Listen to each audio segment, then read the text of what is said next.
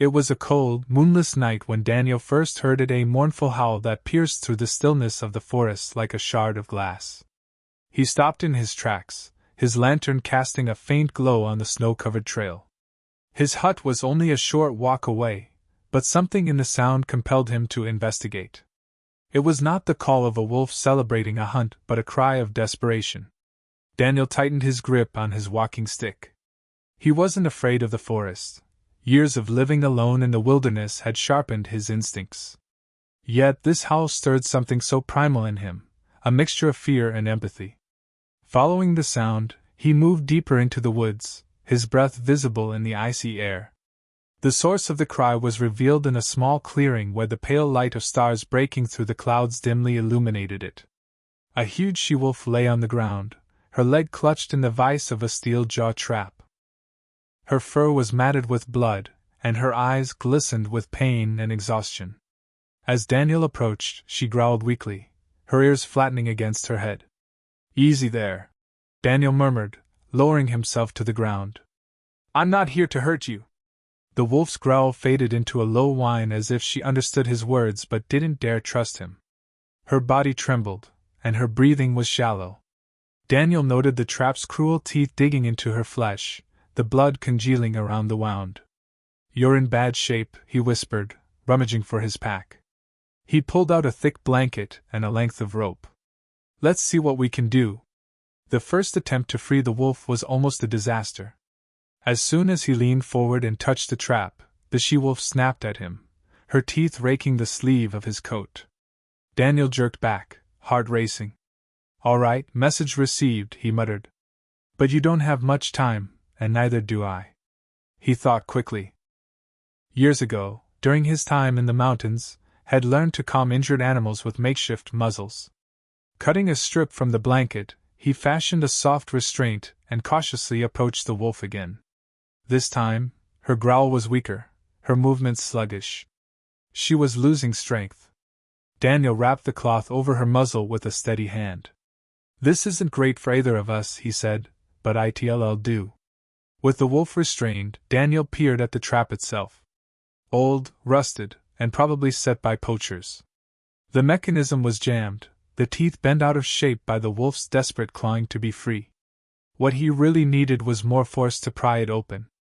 Reaching for a heavy stone, Daniel struck the trap repeatedly. Each blow sent vibrations up his arm, but the trap remained stubbornly closed. The she-wolf's whimpers grew softer, her eyes closing as if she had resigned herself to her fate.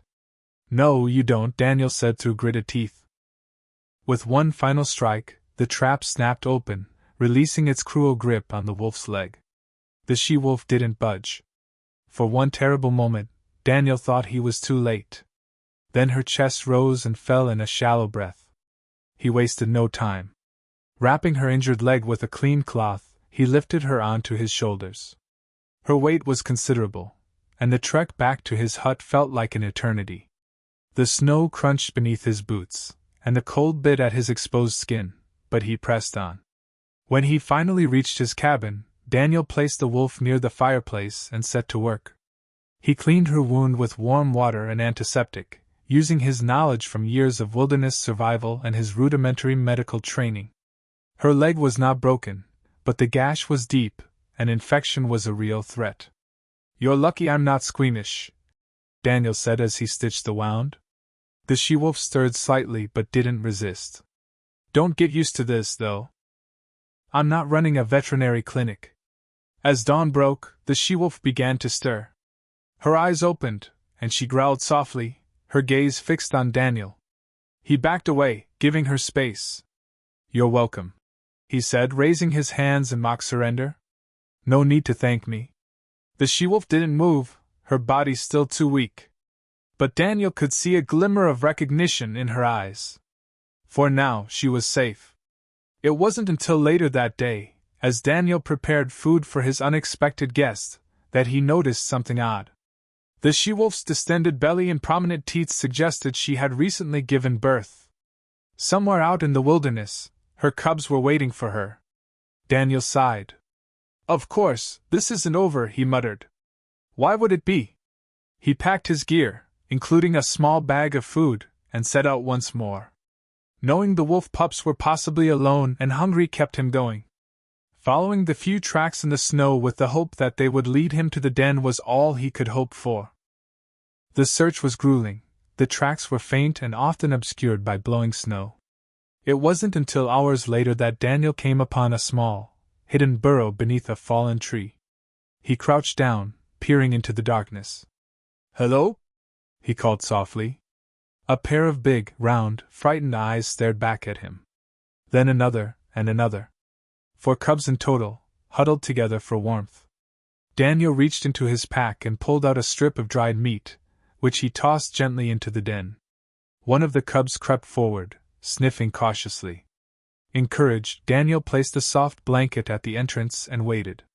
Slowly, one by one, the cubs emerged, their small bodies shaking in the cold. He carefully placed the cubs in his bag, and though he knew the mother's scent would still be on them, hence perhaps making her a little wary, he could do nothing else but take them. Daniel cinched his bag tight and began back through the woods toward the cabin. When he returned, the she-wolf's ears perked up at the sound of his approach. A low whine emitted from her as Daniel placed the bag near her. One by one, each of the cubs emerged, their little tails wagging as they recognized their mother. The wolf mother began to lick them one by one, her eyes softening. Daniel watched from a distance, a rare smile playing on his lips. "Looks like I've got a full house," he said. "Don't make me regret this." The forest outside was still and silent, but inside the cabin, life stirred anew. Little did Daniel know, his act of kindness would set off a chain of events that would change his life forever. For days, Daniel's cabin became a haven for the hurt she-wolf and her cubs. The fireplace crackled warmly, casting dancing shadows across the wooden walls. The cubs, now full of life and energy, ran around the room as their mother lay watchfully on, her wounds healing under the tender care of Daniel. But life in the wilderness was never truly peaceful. The looming presence of predators, the scarcity of resources, and the bitter cold carried a sense of unease with them. Daniel knew this temporary arrangement could not last. The she-wolf's family, her pack, was out there somewhere. And nature, as he often reminded himself, had its own way of balancing debts. One frosty morning, as Daniel prepared to chop firewood, he noticed the she-wolf standing at the cabin door. Her piercing yellow eyes followed his every move. She seemed stronger, more alert, but her gaze held a warning. Something was out there. "What is it, girl?" Daniel asked, setting down his axe. The she-wolf growled softly, her ears twitching toward the forest. A rustling sound came to Daniel's ears. It wasn't the harmless scuttle of squirrels or the wind stirring the trees. This sound was heavier, deliberate. He reached inside the cabin for his rifle and stepped onto the porch, scanning the tree line. At first, he saw nothing. The forest seemed as it always did, quiet, serene. But then movement caught his eye. A figure emerged from the shadows, clad in a worn hunting jacket, and carrying a rifle slung over his shoulder. The man's face was rugged, his beard flecked with gray, and his eyes sharp and calculating. "Morning," the man called out, his voice gruff. "Morning," Daniel replied cautiously. He didn't lower his rifle. "Didn't think anyone lived this far out," the stranger said, his tone casual, but his gaze scanning the area. "You seen any game around here? Wolves, maybe?" Daniel's grip on his rifle tightened. "Haven't seen much lately." "Why do you ask?" The man's lips curled into a smirk. "Been tracking a pack. One of them got caught in my trap a few days ago. Big female. Couldn't have gone far." Daniel's heart sank. He forced his expression to remain neutral. "Traps are illegal in these parts." The hunter shrugged. "Only if someone finds out." After some hot arguments, the hunter finally disappeared into the woods, but his presence had left a heavy weight on Daniel's chest. The she-wolf had retreated inside the cabin with her cubs, but her anxiety was palpable. She seemed to understand the danger. "Don't worry," Daniel said, closing the door and bolting it. "He's not getting anywhere near you or your little ones." Despite his words, Daniel knew the hunter wouldn't give up so easily. He had seen men like that before, he knew, obsessed with their prey, breaking laws and ethics to claim their prize. If the she-wolf's pack was nearby, they would be in danger too. That night, Daniel couldn't sleep. He sat by the window, watching the forest for any signs of movement. The she-wolf lay beside the cubs, her breathing steady but her ears twitching at every sound. Outside, the shadows shifted and danced in the way the forest itself seemed to live. At midnight, a long howl echoed through the trees. Another, and then another, joined in. The she-wolf's head shot up, her eyes wide. She let out a low whine, her body tense. "Is that your family?" Daniel asked softly. The she-wolf didn't answer, of course, but her reaction spoke volumes. The howls grew closer, their mournful tones sending a chill down Daniel's spine. Suddenly, a loud bang shattered the night. A gunshot. The she-wolf jumped to her feet, growling, while the cubs whimpered and huddled closer to her. Daniel grabbed his rifle and threw on his coat. "Stay here," he told the wolves, as if they could understand. "I'll check it out." The forest was quiet except for Daniel's movements towards the noise. The long shadows were cast by his lantern, and the snow muffled his footsteps. He found the hunter's tracks quite easily, leading into a clearing. As he approached, he heard voices. "Damn thing got away again," the hunter growled. "I'm telling you she's close." Another man replied, his tone impatient. "We've been out here for hours. Maybe we should head back." "Not until I get that wolf," the hunter snarled. "She's worth too much to give up now." Daniel's stomach curdled. It wasn't just sport for these men, it was profit. He crept closer, staying downwind and hidden behind the trees. In the clearing, he saw them. There were two men, both armed. One of them was fiddling with another trap, resetting it in the snow. "If she's smart, she'll avoid this," the second man said. The hunter chuckled. "Doesn't matter how smart she is. They all slip up eventually." Daniel returned to the cabin, his mind racing. The she-wolf was pacing near the door, her anxiety mirrored in her cub's wide eyes. "They're setting more traps," he told her, though he knew she couldn't understand, but he needed to say it out loud. "They won't stop until they catch you or your pack." He sat by the fire, staring into the flames. The hunter's words replayed in his mind. They all slip up eventually. Not if he could help it. The next morning, Daniel was off to work.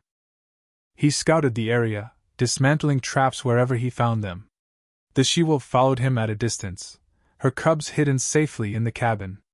Together, they moved through the forest, avoiding the hunter's paths and staying alert for danger. By evening, he had disarmed at least half a dozen traps. But he knew it wouldn't be enough. The hunters were relentless, and the pack was in danger, wherever they were, so long as those men roamed the woods. That night, while the she-wolf and her cubs slept by the fire, Daniel made a decision.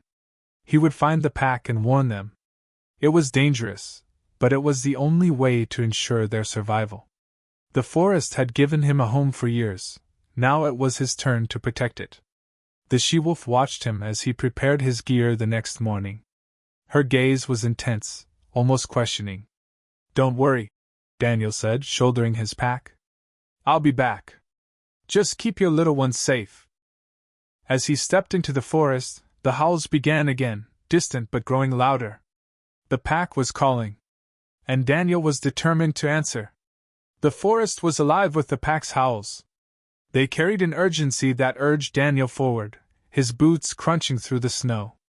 The cold air stung his face, but he did not budge. Somewhere out there, the she-wolf's family was in danger, and he could not allow the hunters to destroy them. As he trekked deeper into the wilderness, Daniel's mind was in a maelstrom.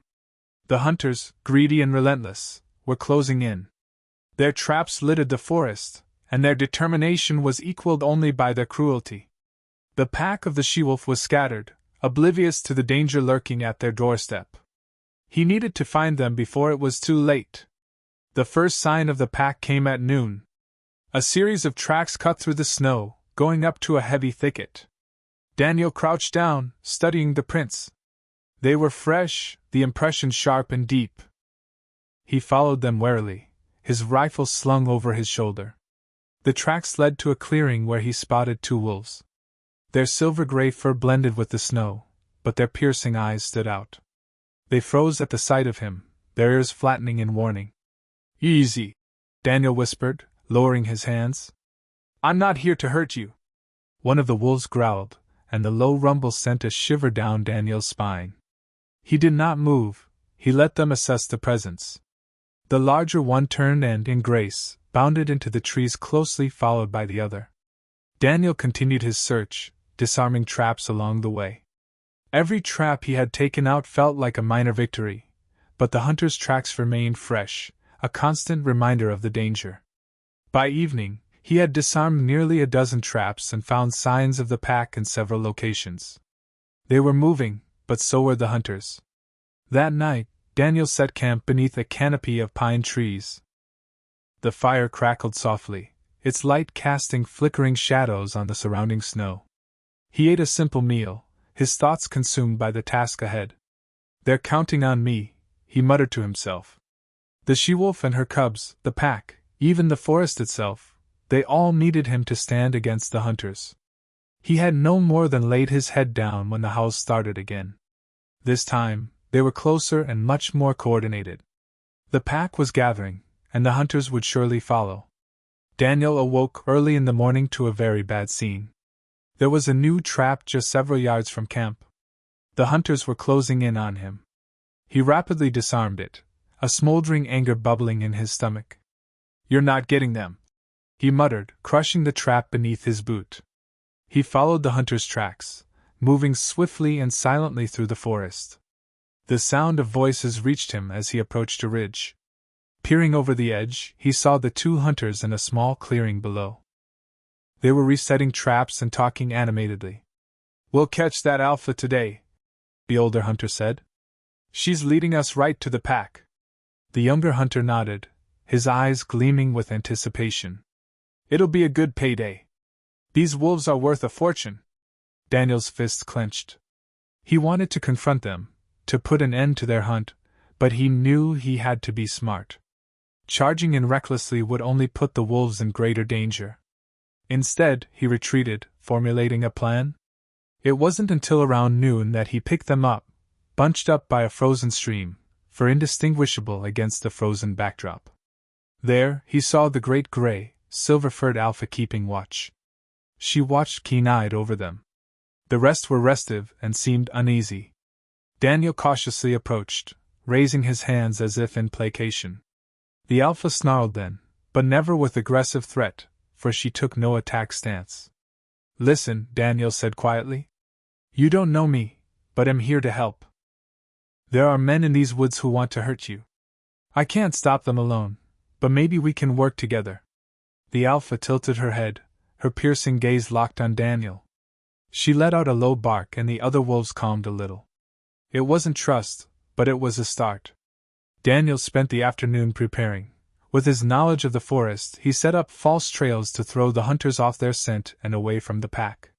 He scattered scent markers and disturbed the snow to create the illusion of movement. All the while, the pack watched him, their curiosity growing. As night fell, Daniel returned to his camp. He was exhausted, but the day's efforts had bought the wolves some time. The hunters would follow the false trails in the morning, giving him a chance to move the pack to a safer location.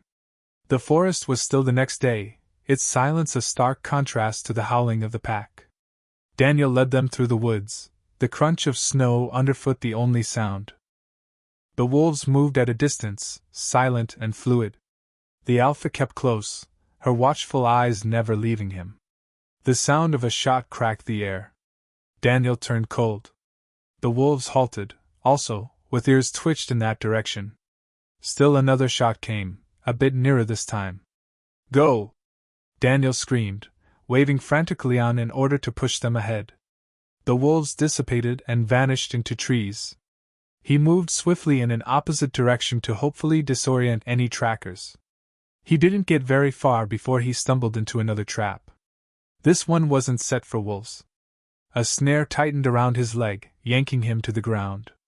Pain shot through his body as he struggled to free himself. The sound of footsteps grew louder. The hunters were coming. Daniel's mind was racing as he worked to loosen the snare. The steel bit into his skin, and every movement sent waves of agony up his leg. He could hear the hunters talking, their voices growing clearer. "I heard something over here," one of them said. "Might be her." Desperation fueled Daniel's efforts. He was loosening the snare just when the hunters emerged from the trees. In a complete loss for thought, he grabbed onto a branch and swung at the nearest man, knocking him off balance. "What the hell?" shouted the older hunter, his rifle raised.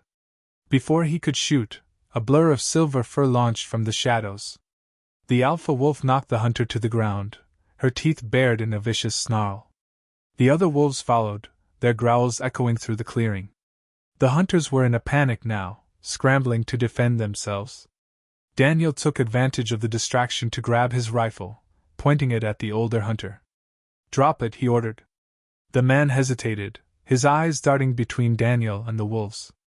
Finally, he lowered his weapon and raised his hands. "Get out of here," Daniel said, his voice cold. "And don't come back." The hunters fled, their shouts fading with distance. The wolves stayed put, their eyes following the men until they disappeared. Then, one by one, they turned to Daniel. The alpha approached him slowly, her gaze steady. She let out a low bark, and Daniel smiled. "You're welcome," he said. "Now let's get you somewhere safe." The forest was quiet once more, but Daniel knew the battle wasn't over. The hunters might return, but for now, the pack was safe.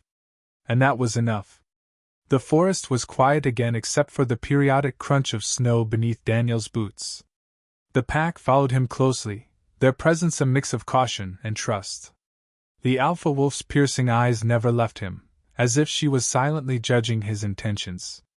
The hunters were gone for now, but Daniel knew they would not be away for long. He had to make the wolves safe once and for all. By midday, Daniel led the pack to a secluded valley, surrounded by steep cliffs and dense trees. It was a natural fortress, difficult to access and teeming with prey. He had discovered it years ago while foraging and had often thought of it as a place untouched by human greed. She sniffed the air, taut in her body, surveying the surroundings. The other wolves fanned out, noses to the ground, cautious.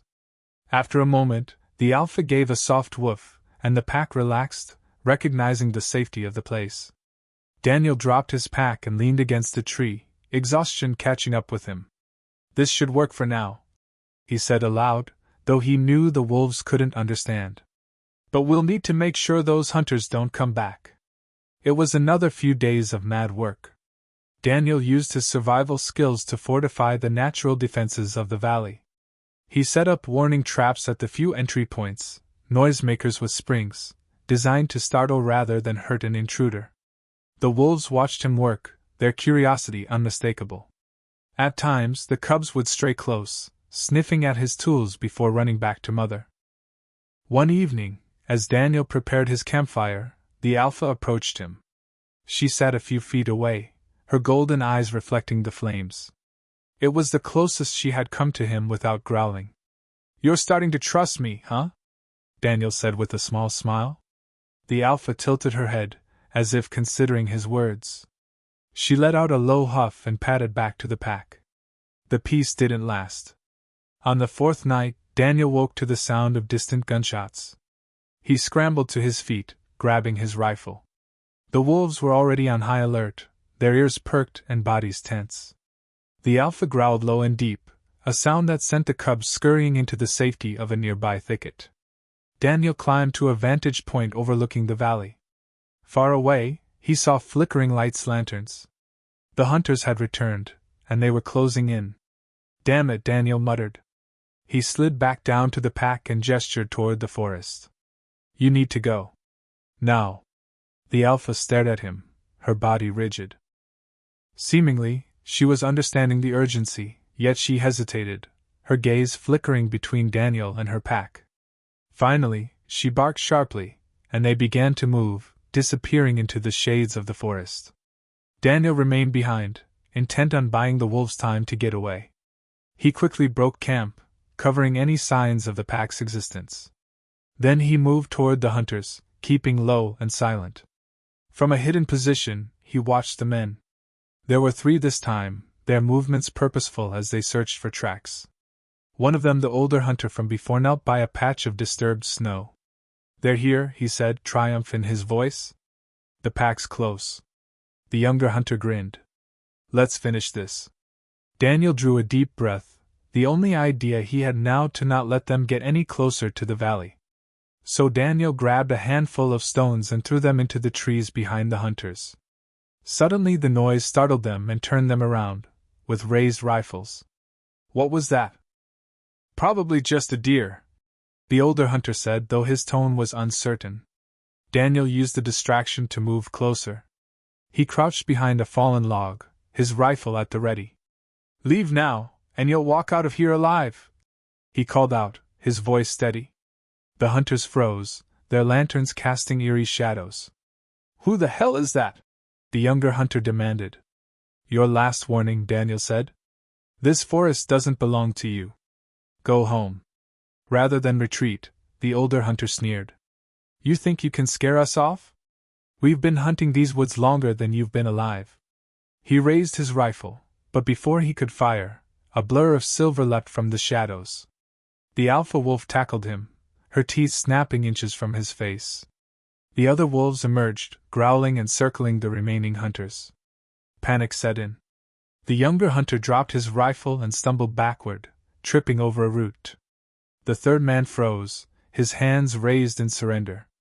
"Call them off!"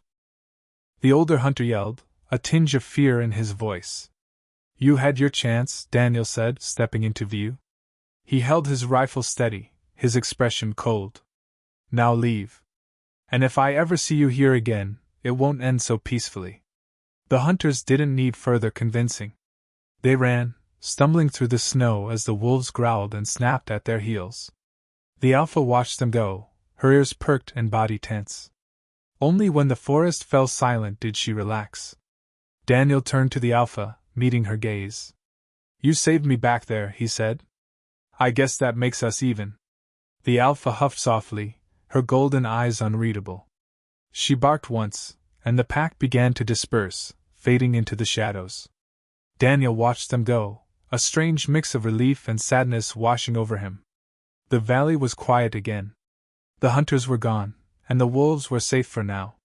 Daniel knew the forest would always hold its dangers, but he also knew it was a place worth protecting. Weeks later, as Daniel chopped firewood outside his cabin, he heard a familiar sound. Turning, he saw the alpha standing at the edge of the trees. Beside her were the cubs, now larger and more confident. She let out a low bark, and Daniel smiled. "You're welcome," he said softly. The wolves lingered for a moment before disappearing into the forest. Daniel watched them go, a sense of fulfillment settling over him. He had found something rare in the wilderness, a connection that went beyond words, a reminder of the bond between man and nature. And as the forest embraced its silence once more, Daniel knew he would never be alone again.